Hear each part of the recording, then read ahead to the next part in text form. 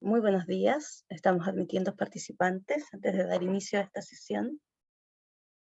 Si quieren y desean compartir el link de Zoom, por favor pueden hacerlo para estar aquí todos reunidos para nuestro webinar del día de hoy.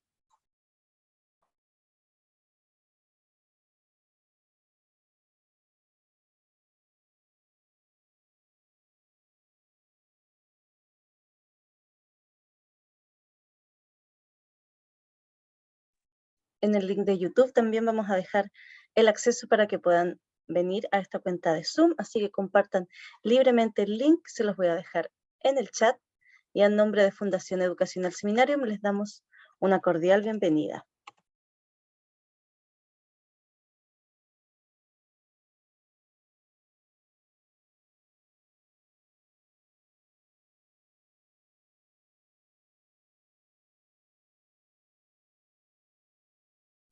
Bienvenidos y bienvenidas, pueden comentarnos en el chat desde dónde nos están acompañando. Buenos días.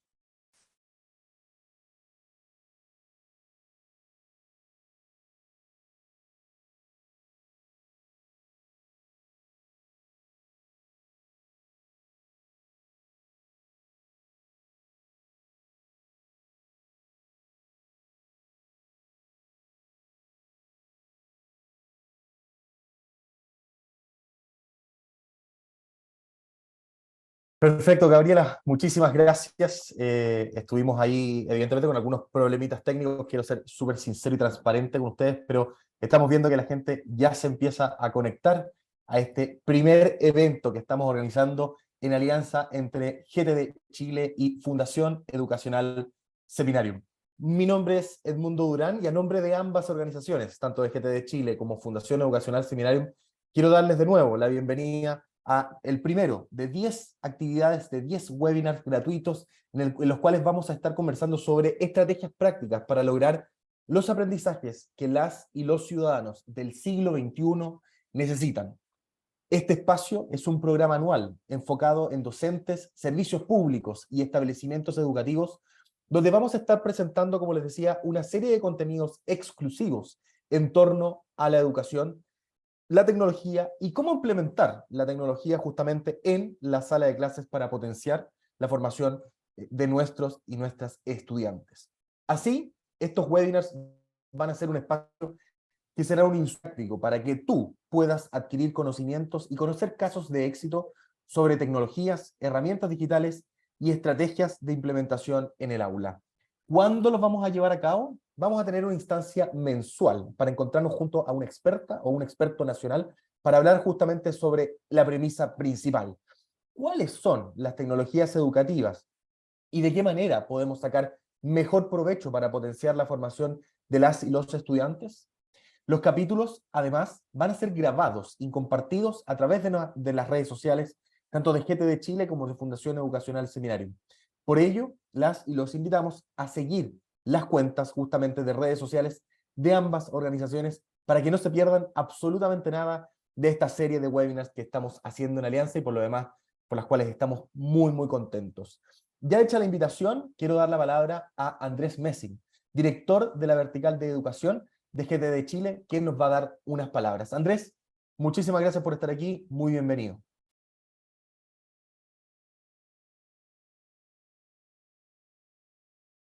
Estoy muteado, ahí sí. Bueno, buenos días a todos y bienvenidos al primer webinar de educación organizado por GTD y Fundación Educacional Seminarium. Soy Andrés Messing, director del área de educación en GTD. En esta oportunidad no puedo estar más contento de compartir con ustedes el tema que se analizará hoy día, el desarrollo de las habilidades para el siglo XXI y la escuela del futuro. ¿Qué esperamos de nuestros estudiantes para poder enfrentar los desafíos de los próximos años en un mundo que es complejo y muy global? Y por otro lado, ¿cómo visualizamos el sistema educativo para los próximos años? Obviamente para enfrentar esos desafíos. Quiero contarles primero que GTE es una empresa de tecnología y telecomunicaciones con presencia internacional, formada por gente totalmente dispuesta, cuyo propósito es hacer que la tecnología simplifique y mejore la vida de las personas cada día. Eso es lo que nos mueve lo que le da el significado a nuestro diario qué hacer como organización. En la actualidad, GTD opera en 6 países, en Chile, Perú, Colombia, Ecuador, España y hace muy poco en Italia, con clientes residenciales, en áreas de empresas también, de corporaciones, provenientes de diferentes tipos de industrias o sectores, como son el retail, la salud, el sector financiero, la manufactura, la logística, el sector público y, por supuesto, el sector de la educación, donde estamos hoy día.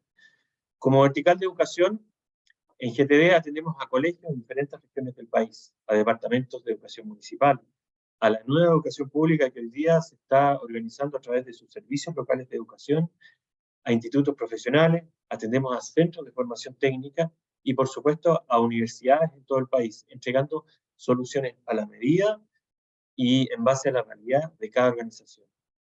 A nuestros clientes ofrecemos soluciones de conectividad, comunicaciones, ciberseguridad, servicios y consultoría TI, soluciones tecnológicas en la nube, transformación digital, hoy día presente en muchas organizaciones y también en instituciones educativas.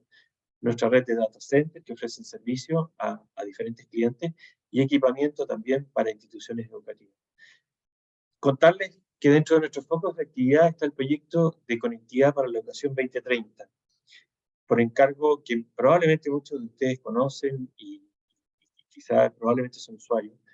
Esto por encargo del Ministerio de Educación y Subtel, donde tenemos que conectar a 3.700 establecimientos rurales y urbanos en diferentes partes del país. Este es un gran orgullo porque es un desafío técnico inmenso, conectar a tantos establecimientos.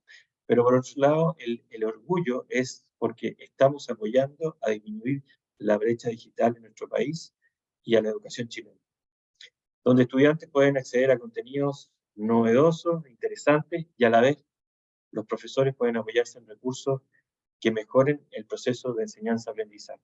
Bueno, esto quería contarles brevemente. Muchas gracias. Muchísimas gracias, Andrés Messing, por esas palabras y a todo el equipo de GTD Chile, quienes hacen posible justamente el poder llevar estas conversaciones a la comunidad escolar, tanto en Chile como en Latinoamérica. Así también quería agradecer este tiempo que venimos trabajando ambas organizaciones juntas, por contribuir a seguir avanzando hacia la educación del siglo XXI, que este es un camino que no comenzamos hoy, sino comenzamos el año pasado, de hecho, trabajando conjuntamente. Así que estamos muy contentos de poder continuar con esta alianza, profundizarla y nada, continuar, digamos, ofreciendo estos espacios para toda la comunidad educativa o escolar chilena y latinoamericana. Dicho esto, quiero dar el pase a nuestra speaker del día de hoy. Se trata de Paulina Fernández. Ella es profesora de Historia y Ciencias Sociales, magíster en Educación con mención en Currículum y Evaluación.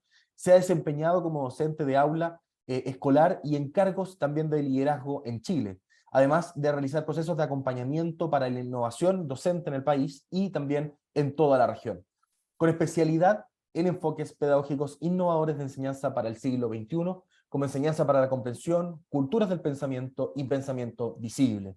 Adicionalmente, y en la actualidad, se desempeña como relatora de los cursos y talleres de EduFirst.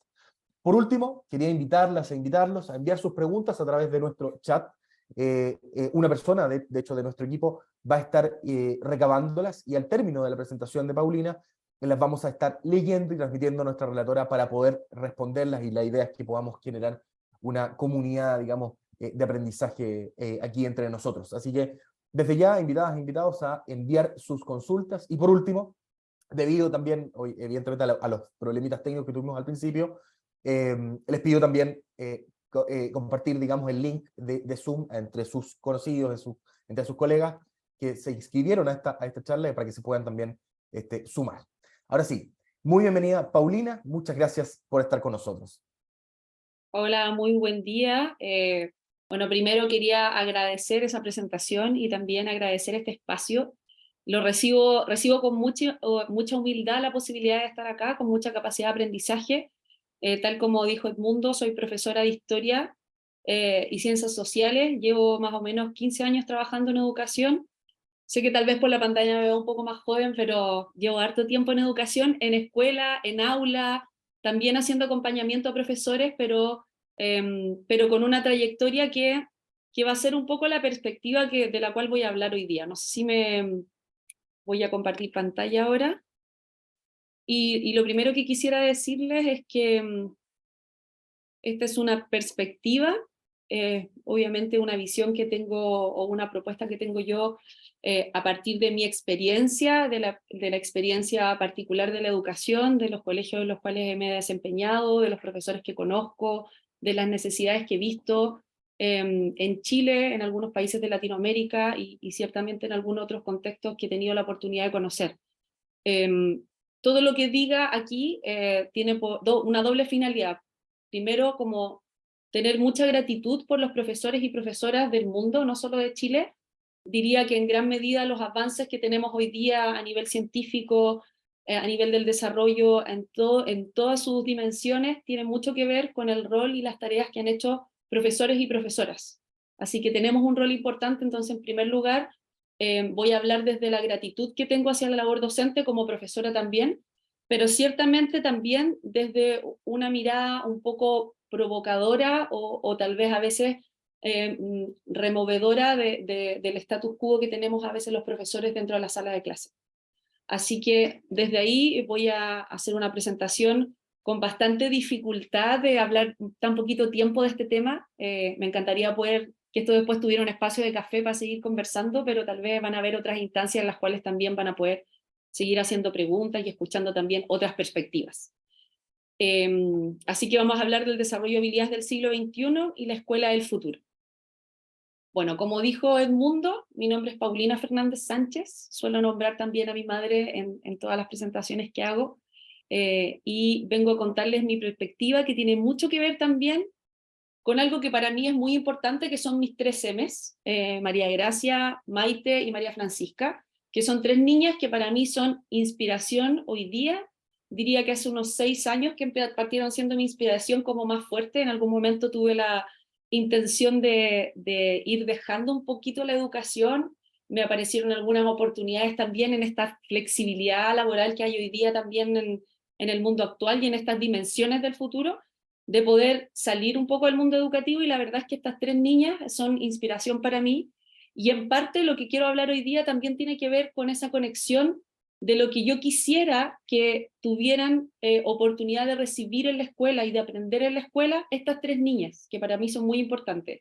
Cómo quisiera que el mundo, que la educación las preparara para enfrentar el mundo que están viviendo y el mundo futuro, cómo quisiera que las trataran sus compañeros, sus compañeras, cómo quisiera que estuvieran preparadas para recibir oportunidades también como mujeres, como niñas, en el mundo que les va a tocar vivir en unos años más.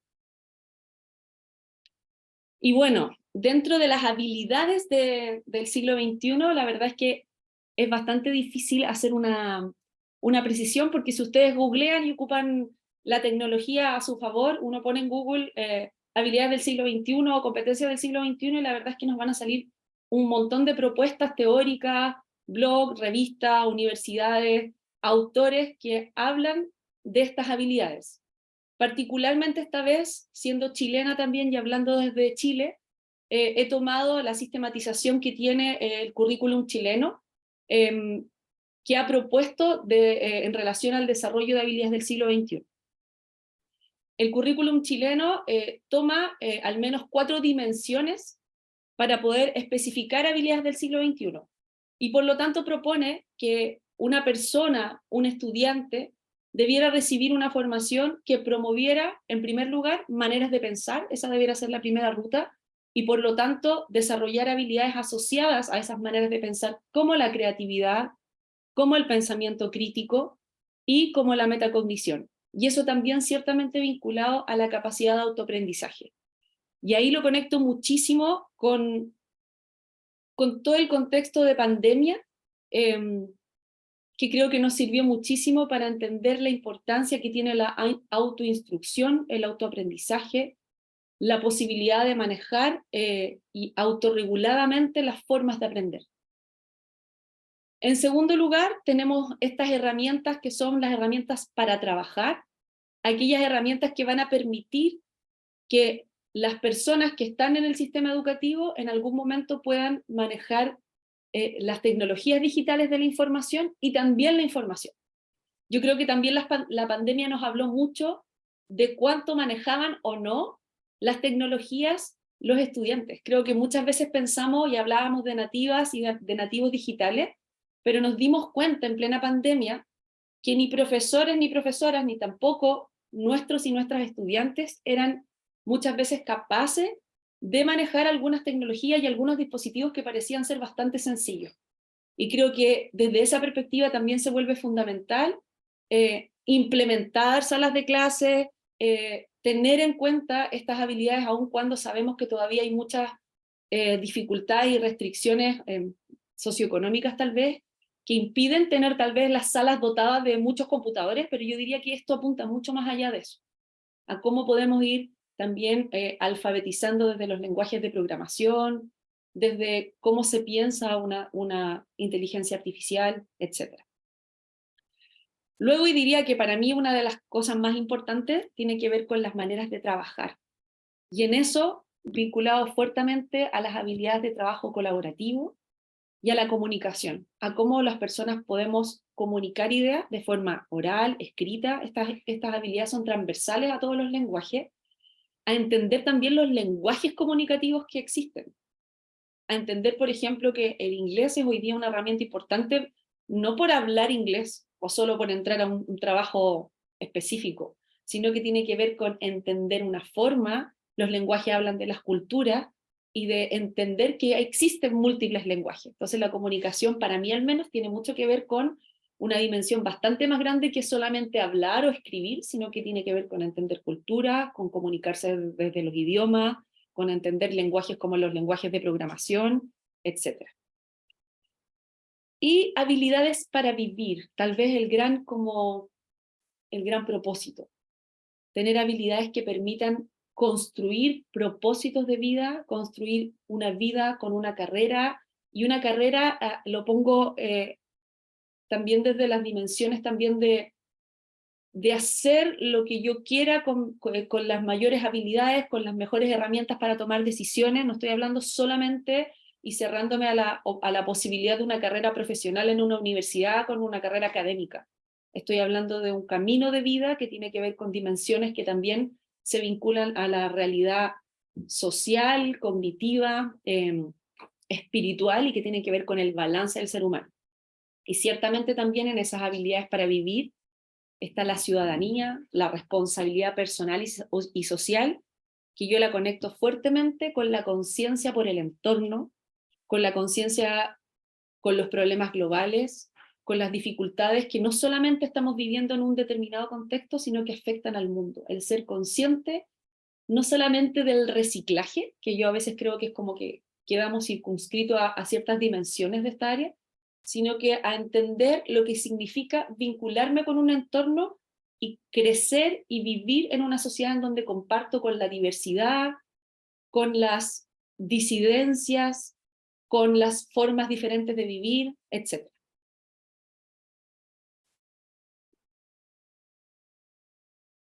Hay un autor que durante el último tiempo a mí me ha interpelado muchísimo, siendo profesora de historia y habiendo leído mucha historia, no me había encontrado con una propuesta como la que hace Yuval Noah Harari, respecto de cómo entender el desarrollo del ser humano desde una propuesta un poco más biológica, más científica, y entender también lo que hemos logrado durante todo este largo recorrido y estos largos años en donde el ser humano ha ido desarrollando un montón de habilidades, un montón de narrativas, un montón de conocimiento y de innovaciones tecnológicas que hoy día nos permiten vivir como estamos.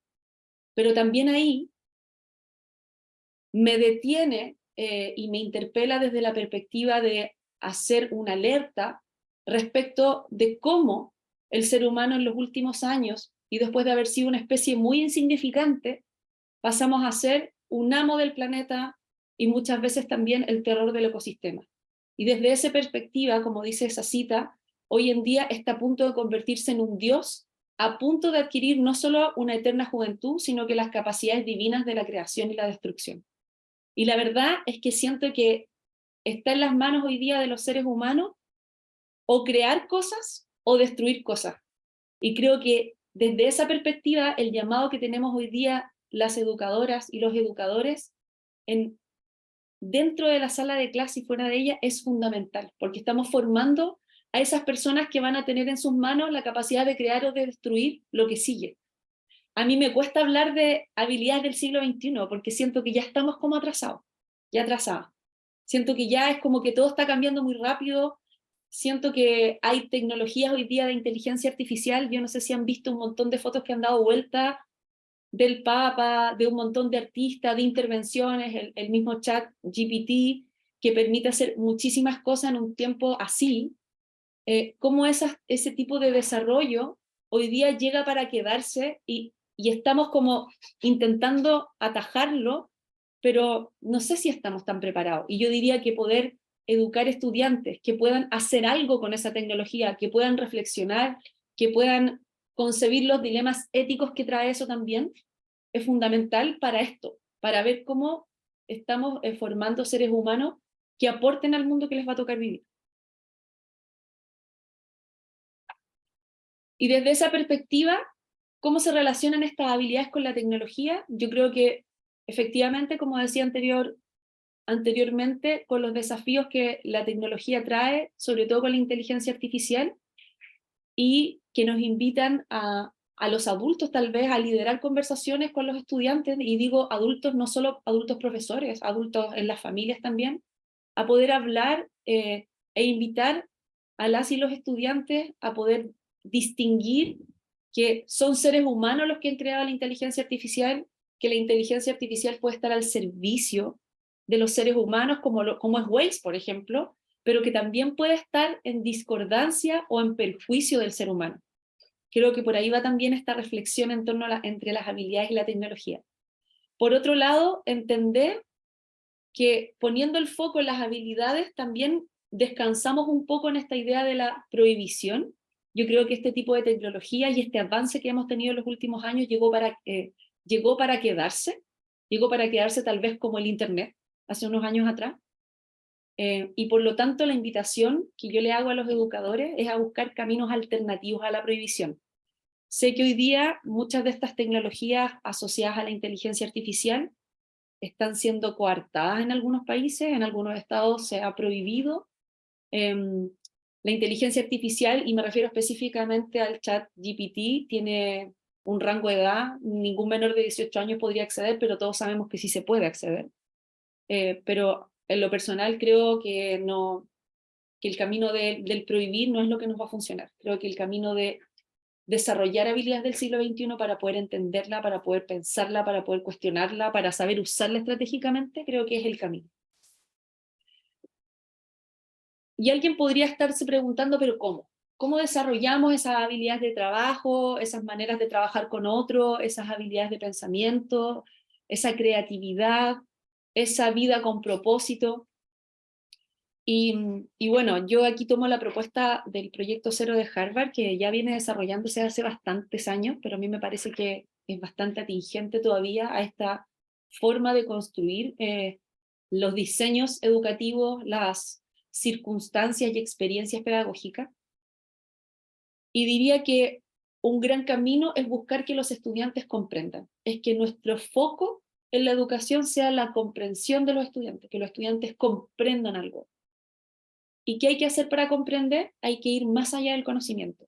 Diría que la escuela, a pesar de todas las metodologías que han entrado, a pesar de que hemos hablado mucho de tecnologías, de que durante mucho tiempo se han venido cuestionando las prácticas tradicionales, diría que en un gran porcentaje o en una gran medida seguimos tendiendo a ir a una práctica más bien tradicional. Creo que la escuela en Chile y en Latinoamérica sigue estando todavía muy anquilosada en el tiempo y tiene momentos de innovación, pero todavía está muy vinculada a esta práctica de que el profesor entrega un contenido y un conocimiento y que por lo tanto el estudiante posee ciertos contenidos y los declara o los repite en determinado momento frente a una prueba, frente a una interrogación, frente a una prueba estandarizada más grande, internacional, etc. Cuando hablamos de poner el foco en la comprensión, hablamos de ir más allá de esa posesión del conocimiento y hablamos, por lo tanto, de hacer algo con ese conocimiento. De que las asignaturas, de que los contenidos sean verdaderos vehículos para que los estudiantes puedan pensar y usar con flexibilidad el conocimiento.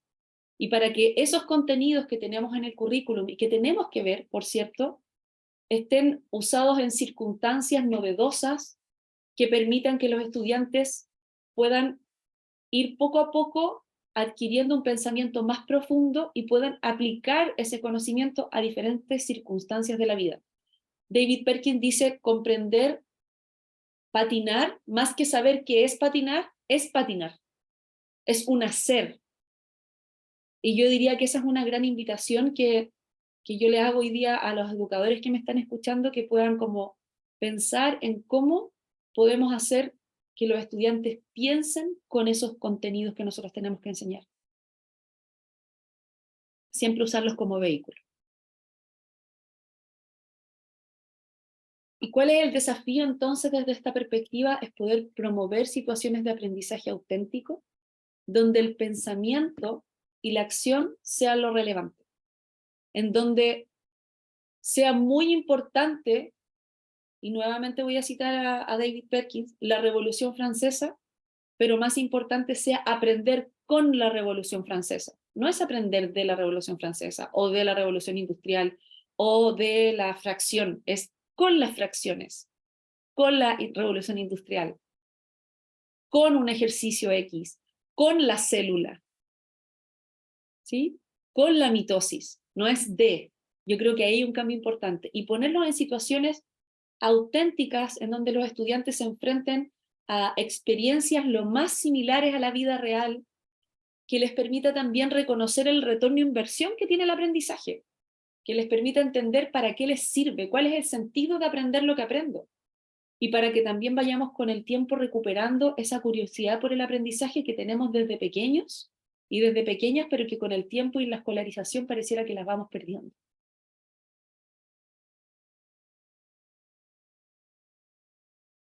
Y un poco para ir cerrando, lo que vale la pena enseñar hoy día tiene que ver con todo aquello que pueda ser usado con flexibilidad en diferentes contextos.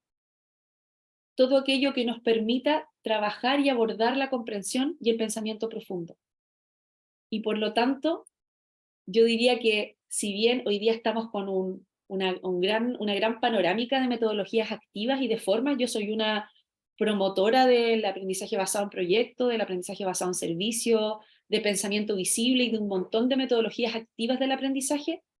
Creo que tenemos que usar esas metodologías, pero diría que si bien es muy importante el cómo, creo que el foco también hoy día debe estar muy puesto sobre el qué, para que con ese qué vamos a enseñar podamos usar y enseñar intencionadamente esas habilidades del siglo XXI. Y no de forma casual o de forma espontánea como se desarrolló el trabajo colaborativo, sino que desde el diseño de las experiencias de aprendizaje poder pensar en eso como un propósito y poder llevarlo al aula y a todos los espacios de aprendizaje formales e informales.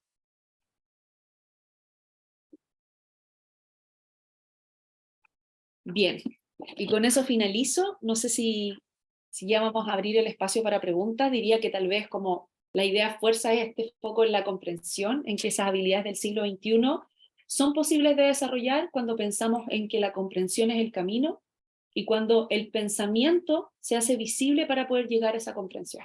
Entonces quedo atenta a sus preguntas. Muchas gracias.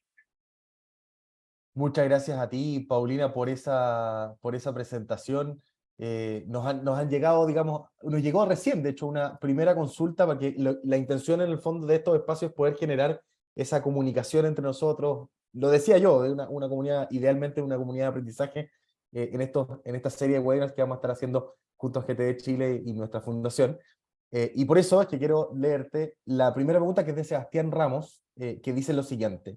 Respecto a la perspectiva docente, ¿cuál crees tú que sea nuestro rol como docentes en el aprendizaje cuando la información que entregarán estas herramientas con inteligencia artificial vayan reemplazando las labores de entrega del contenido de manera tradicional?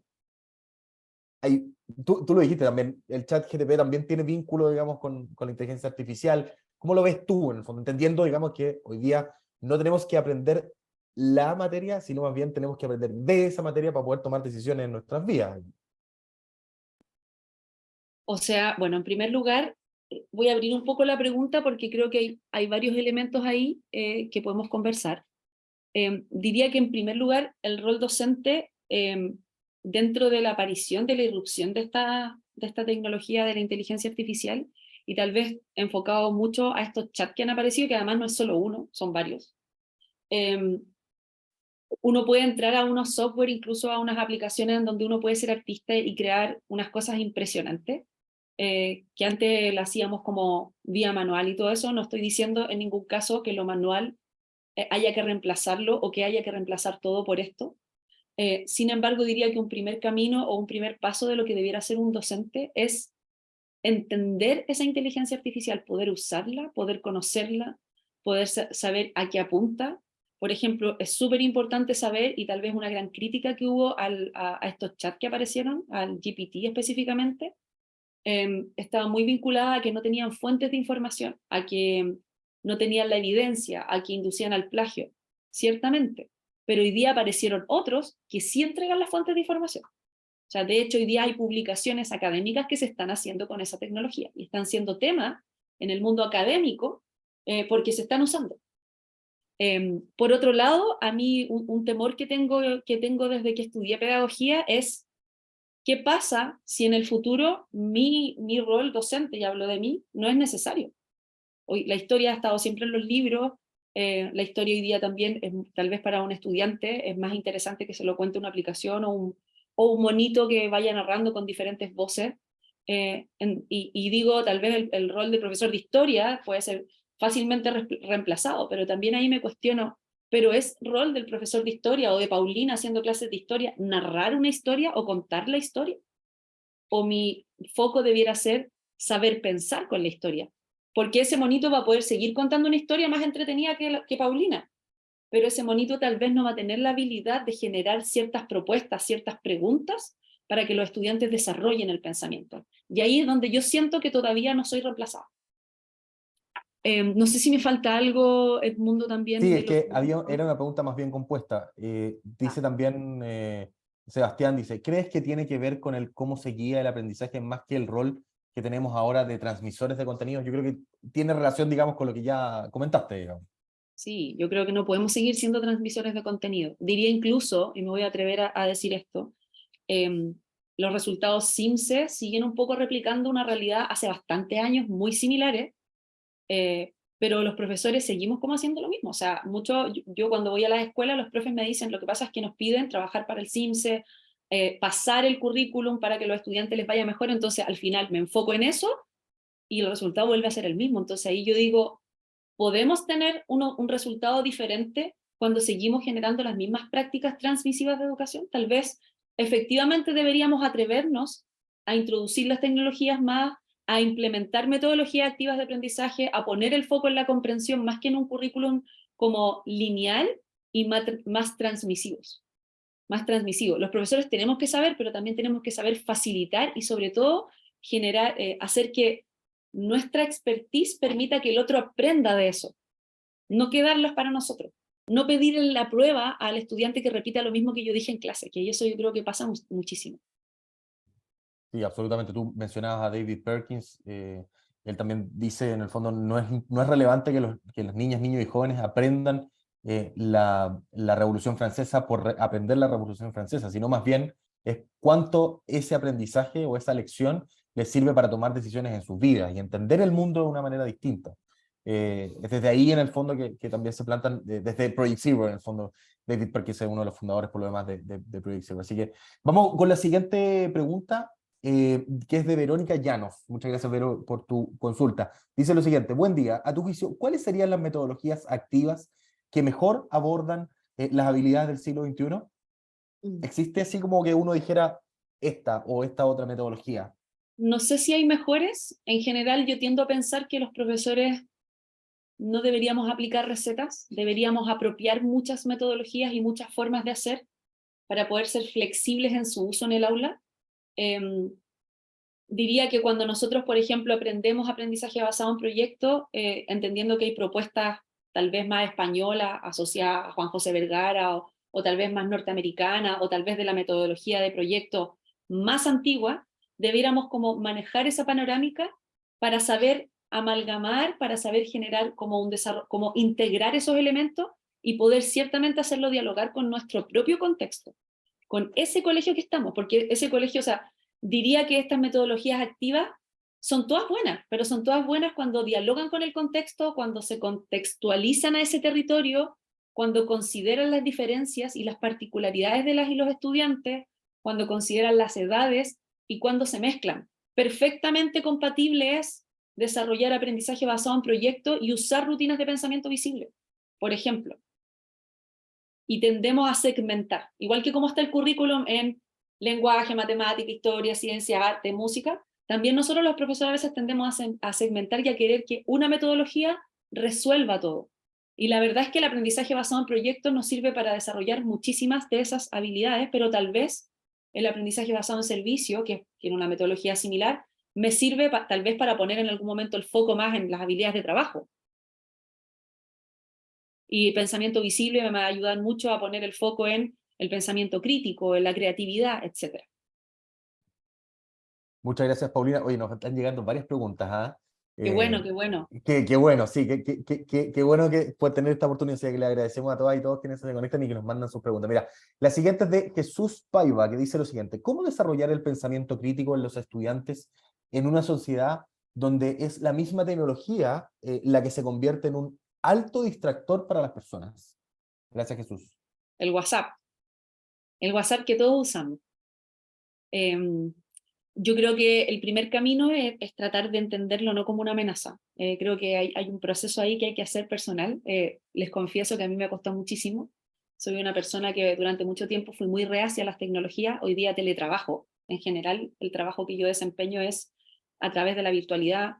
Hago ejercicios de forma virtual también, que me ha facilitado muchísimo mis dolencias físicas. Entonces diría que hoy día puedo tener una vida en donde no lo veo como una amenaza, pero en donde también veo que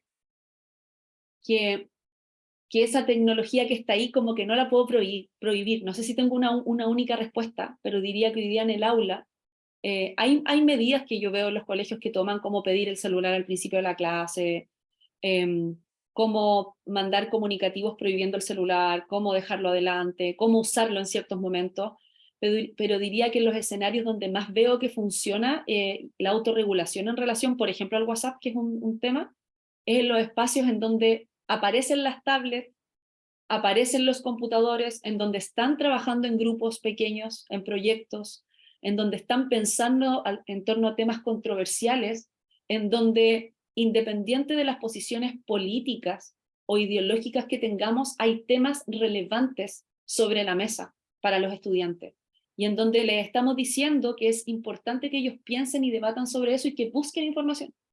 Diría que cuando nosotros incorporamos las tecnologías en el aula y desde nuestros discursos somos más amigos y amigas de esa tecnología, tenemos menos distracción en la tecnología. Y aquí voy a decir algo también que lo voy a decir por mí. Diría que muchas veces para mí, cuando un estudiante sacó el celular para mirar algo, también me dio a mí un indicador de que mi clase no estaba siendo tan provocadora, que no estaba siendo enganchadora, que no estaba generando motivación.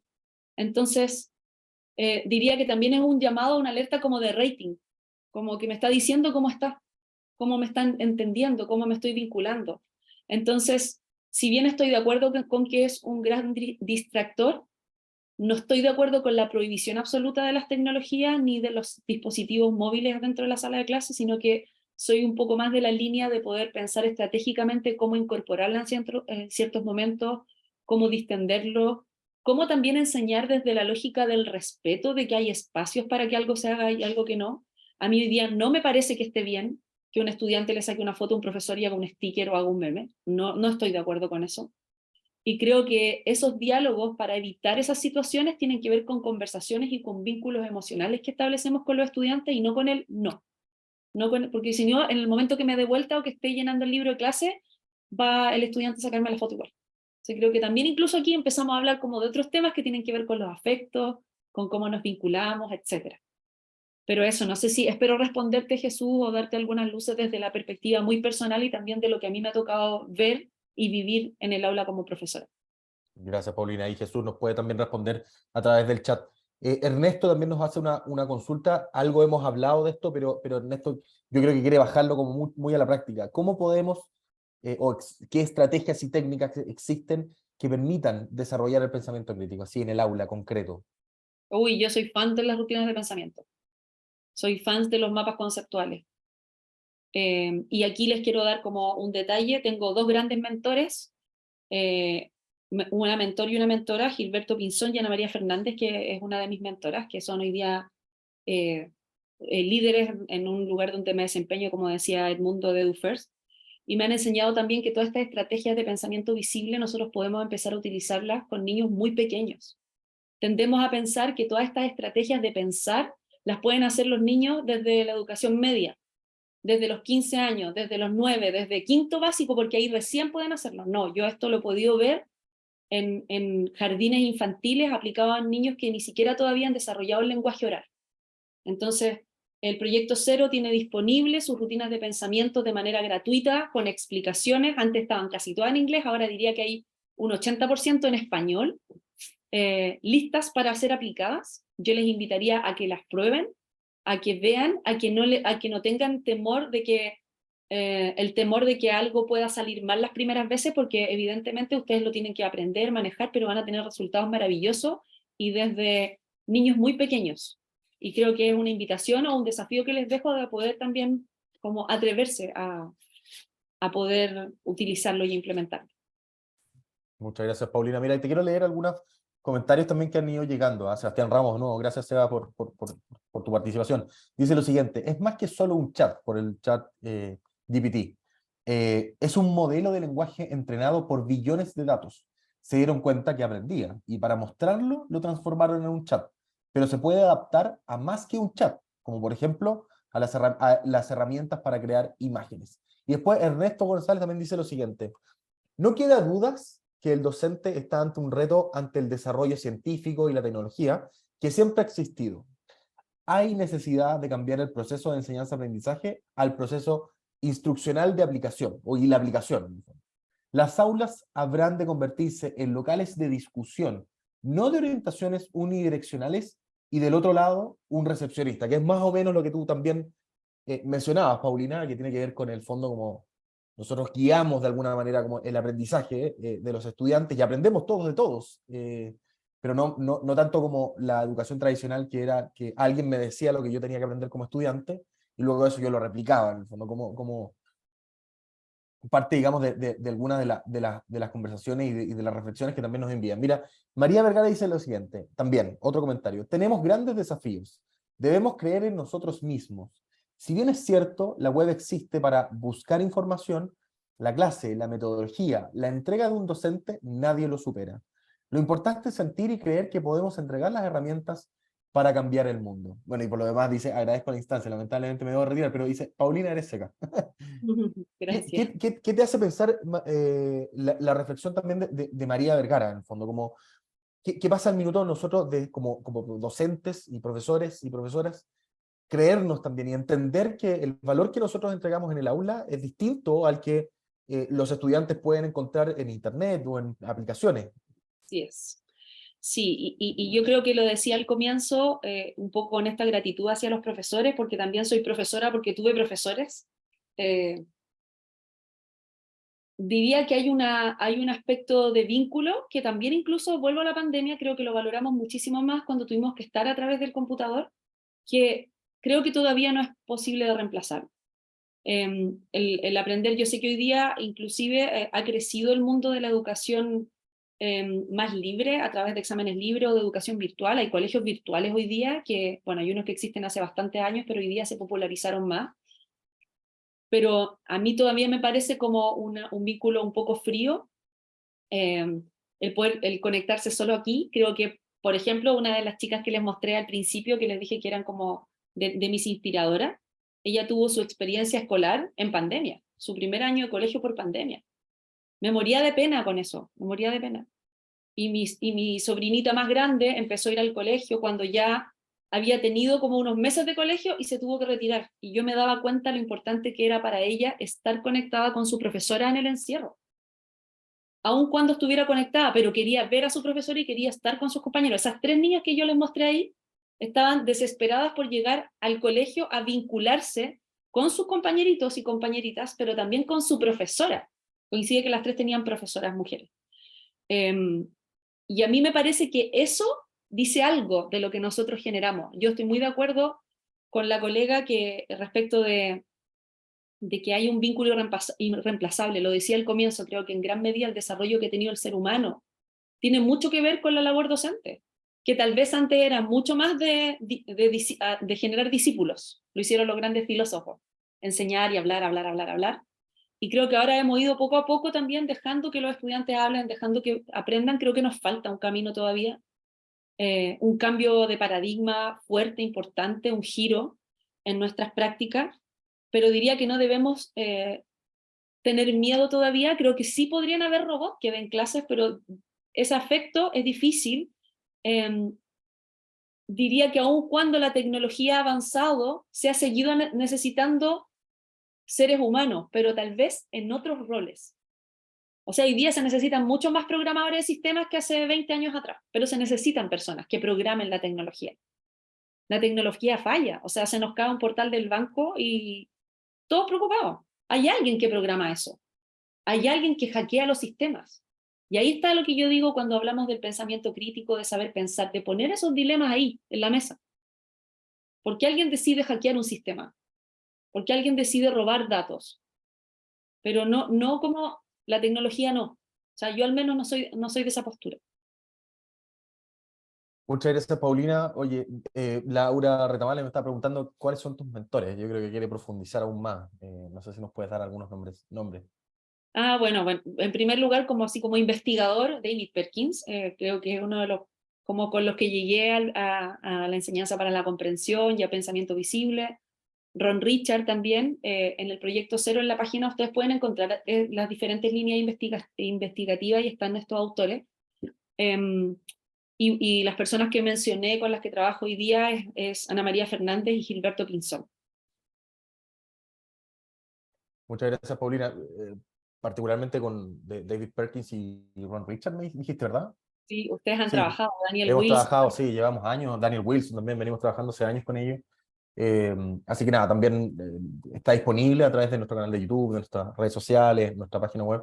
También hay disponible contenido interesante, digamos, que en el fondo la intención es que les pueda ayudar a profundizar un poquito más sobre estas visiones en educación que llevan a cabo a través de Project Zero particularmente. Así que nada, invitados también a revisar ese contenido y bueno, por supuesto, el contenido también de Paulina. Paulina, quería darte las gracias. Se nos hizo cortísimo el tiempo, nos encantaría poder seguir conversando, pero los tiempos son acotados. Pero bueno, vamos a tener igualmente otras oportunidades y otras instancias de aprendizaje, quizás no con Paulina, sino más bien con otros speakers nacionales, pero gracias a esta alianza que tenemos en conjunto con GTD Chile y la Fundación Educacional Seminarium. Así que desde ya todas y todos invitados a nuevas instancias a estos espacios, en el fondo, esta serie de webinars que vamos a estar realizando normalmente a finales de cada mes, desde ahora en adelante. Paulina, igualmente quería darte un minutito más, quizás unas últimas palabras que nos pudieras dar a quienes nos acompañan. Sí, tal vez ya ser un poquito más coloquial, un poco darle el mensaje de lo que les digo siempre a los profesores cuando estoy en los cursos y en acompañamiento. Perdámosle el miedo a compartir nuestro espacio de sala de clase, permitamos que entren pares a mirarnos, a decirnos cosas, permitamos que los estudiantes nos digan cosas de nuestras clases, que construyan los objetivos con nosotros, que construyan los instrumentos evaluativos con nosotros.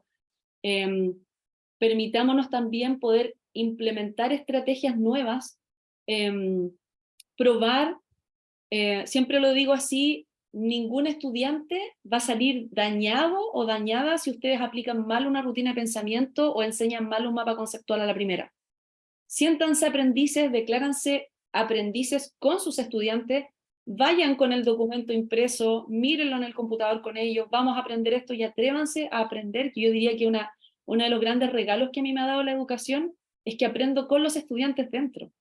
Y tal vez la gran presión que tuve como profesora de historia, sentirme que era una enciclopedia, en muchos momentos cuando me preguntaban por la pista del puzzle, o de la sopa y letra, o del crucigrama y entender que no tengo que saber todo porque tengo que facilitar y mi foco tiene que ser que comprendan, que piensen. Y para eso tengo un montón de estrategias.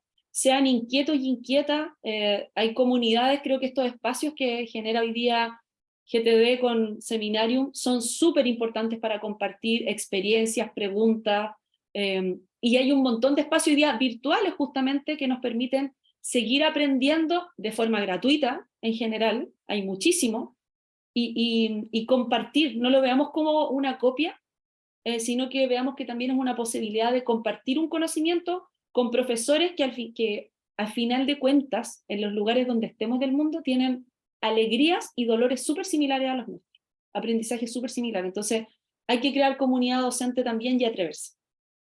Muchísimas gracias, Eduardo, Andrés, por la oportunidad también de dejarme compartir algunas ideas en este espacio.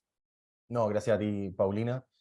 Justamente es parte, digamos, del interés y el objetivo que tenemos en estas instancias que estamos desarrollando en alianza conjunto con GTD Chile, así que todas y todos invitados a continuar informándose sobre las próximas instancias que vamos a tener en conjunto de este tipo, en el fondo. Así que creo que partimos igual con muy buen pie. Gracias a ti, Paulina. Gracias, por supuesto, también a Andrés Messing, director de la Vertical de Educación de GTD Chile, y por supuesto también a todo el equipo de la Fundación Educacional Seminarium, y naturalmente a todas y todos quienes se conectaron. Gracias por su flexibilidad. Habíamos dicho que teníamos otra plataforma que íbamos a utilizar y rápidamente tuvimos que cambiarnos, así que les agradezco también esa flexibilidad. De nuevo, les recuerdo por último que fue el primero de 10 webinars que vamos a estar desarrollando durante este año, por lo que las invitamos y los invitamos a estar atentas y atentos a nuestras redes sociales, nuestras plataformas, tanto de GTD Chile como de Fundación Educacional Seminarium, porque ahí vamos a estar transmitiendo y difundiendo las próximas actividades gratuitas que vamos a estar realizando. Nosotros, por tanto, nos vemos en una próxima oportunidad. Muchísimas gracias a todas y todos. Muchas gracias. Chao, chao.